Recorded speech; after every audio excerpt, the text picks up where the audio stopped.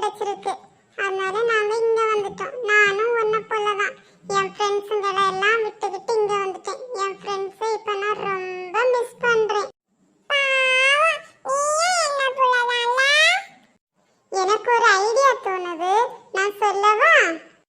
அதுவா, உனக்கும் ஃப்ரெண்ட்ஸ் இல்ல, எனக்கும் ஃப்ரெண்ட்ஸ் இல்ல, நம்ம ரெண்டு பேரும் ஃப்ரெண்ட்ஸ் ஆயிடலாமா?